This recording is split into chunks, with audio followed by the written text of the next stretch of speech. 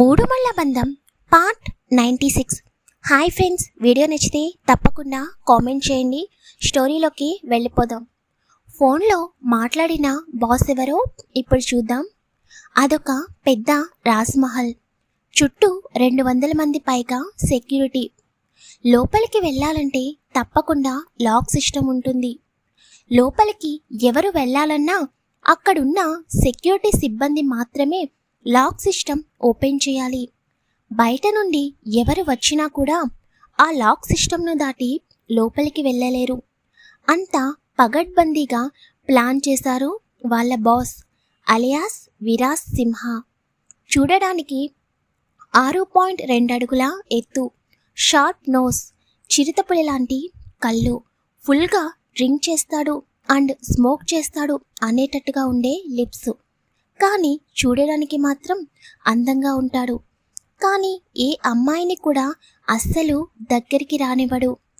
ప్రతి కంట్రీలో తనకు సంబంధించిన కంపెనీస్ చాలా ఉన్నాయి, ఒక్క ఇండియా తప్ప. చూద్దాం, ముందు ముందు ఇండియాలో కూడా విరాజ్ కంపెనీ వస్తుందేమో. ఎంతోమంది వ్యాపారవేత్తలను మోసం చేసి సంపాదించినదే అదంతా. అలాగే ఎంతోమంది విఐపీలు, రాజకీయ నాయకులతో విరాజ్ సింహకి సంబంధం ఉంది. రాజకీయంలో ఎవరినైనా చంపాలన్నా, ఎవరికైనా వెన్నుపోటు పొడవాలన్నా ప్రతి ఒక్కరూ విరాజ్ సింహ సహాయాన్ని తీసుకుంటారు. దానికి విరాజ్ కొన్ని కోట్ల కమిషన్ తీసుకుంటాడు. ఎవరైనా తన ఇన్ఫర్మేషన్ని లీక్ చేస్తే అతని రాజ్మహల్లోని గ్రౌండ్ ఫ్లోర్లో స్పెషల్గా డిజైన్ చేసిన రూమ్లో పడేస్తాడు. ఒక వ్యక్తిని ఆ రూమ్లో పడేశాడంటే చివరికి ఆ వ్యక్తి బోన్స్ కూడా కనిపించవు. అంత దారుణంగా చంపుతాయి ఆ వ్యక్తిని ఆ రూమ్లో ఉన్న జంతువులు. ఒక్క విధంగా చెప్పాలంటే విరాజ్ సింహ అంటే ఒక రాక్షసుడు. తను ఏదన్నా అనుకుంటే అది జరిగి తీరాలి. డ్రగ్ మాఫియా, అమ్మాయిలను ఎక్స్పోర్ట్ చేయడం, గన్స్ బిజినెస్, ప్రతిదీ ఇల్లీగల్ బిజినెస్ చేస్తూ ఉంటాడు. కానీ తనకు లేని ఒక్క అలవాటు అమ్మాయిల వ్యసనం. అన్ని బిజినెస్లలో చేస్తున్నా కూడా ఎప్పుడూ కూడా ఏ అమ్మాయిని కూడా దగ్గరికి రానివ్వలేదు విరాజ్ సింహ. ప్రేమ, పెళ్ళి అంటేనే పరమ అసహ్యం. అందుకు కారణం తన తల్లిదండ్రులు ప్రేమించి పెళ్లి చేసుకుని తల్లి తన తండ్రిని మోసం చేసి ఇంకొక వ్యక్తితో జీవించడం వలన తండ్రి తన తల్లిని కిరాతకంగా చంపేసి తను కూడా చనిపోతాడు. చిన్నతనంలోనే బంధాల మీద వ్యతిరేకత వచ్చిన విరాజ్ సింహకి అప్పటి నుంచి బంధాలకి విలువ ఇవ్వడు.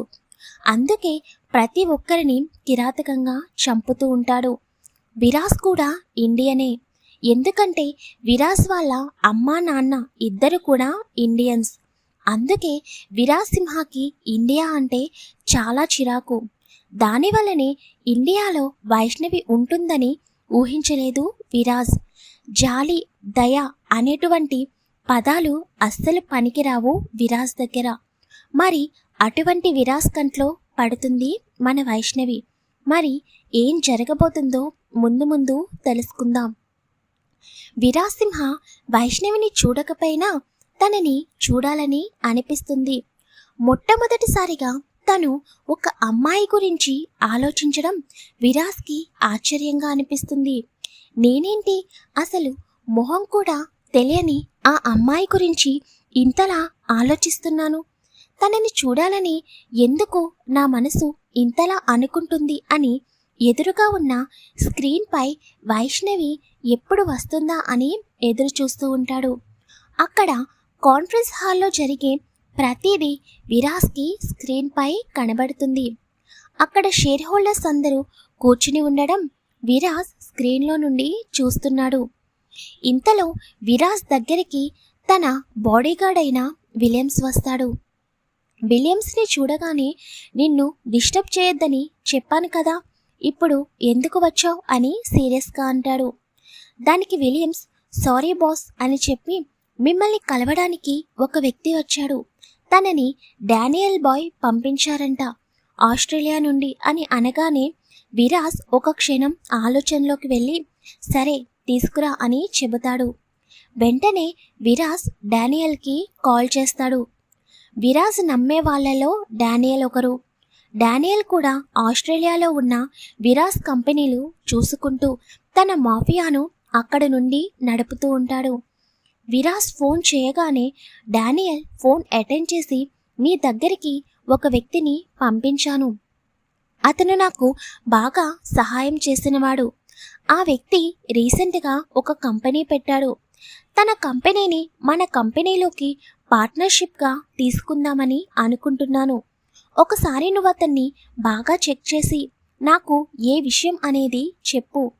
ఒకవేళ ఆ వ్యక్తి మనకి బాగా ఉపయోగపడతాడు అని అనుకుంటే అతనికి సహాయం చేద్దాము. లేకపోతే నా ప్రాణాలను కాపాడినందుకు వాడిని ప్రాణాలతో వదిలేసి వాడి కంపెనీని సొంతం చేసుకుందాము అని అంటాడు డానియల్. విరాజ్ ఓకే అని చెప్పి ఫోన్ కట్ చేస్తాడు. కొంత సమయం తర్వాత విలియమ్స్ ఒక వ్యక్తిని తీసుకువస్తాడు. ఆ వ్యక్తి విరాజ్ని చూడగానే చిరునవ్వుతో హాయ్ సార్ అని అంటాడు. విరాజ్ సీరియస్గా ఒక్క చూపు చూసేసరికి ఆ వ్యక్తి 2 అడుగులు వెనక్కి వేసి నుంచుంటాడు. విరాజ్ నీ పేరేంటి అని అడగగానే రిషికుమార్ వర్మ అని చెబుతాడు. నీకు డానియల్ ఎలా తెలుసు అని అంటాడు విరాజ్. 2 రోజుల క్రితం నేను ఆఫీస్ నుండి ఇంటికి వెళ్ళేటప్పుడు ఒక వ్యక్తికి యాక్సిడెంట్ అయ్యి అలాగే రోడ్డు మీద పడిపోయి ఉన్నాడు. అతనిని తీసుకువెళ్ళి హాస్పిటల్లో జాయిన్ చేశాను. ఇప్పుడతను బాగానే ఉన్నాడు. కానీ అతను నా గురించి డీటెయిల్స్ అడగగానే నా గురించి చెప్పగానే మీ దగ్గరికి పంపించారు సార్ అని చెబుతాడు రిషికుమార్ వర్మ. అదేనండి మన రిషి బాబు. రిషి వచ్చిన దగ్గర నుండి విక్రమాదిత్యకి వైష్ణవి గతం చెబుతున్నట్టు చెప్పాను కదా. ఇక్కడ నుండే విక్రమాదిత్యకి వైష్ణవి గురించి చెబుతాడు రిషి. హో వెరీ గుడ్, మా బాయ్ ప్రాణాలను కాపాడినందుకు థ్యాంక్ యూ అని చెబుతాడు విరాజ్.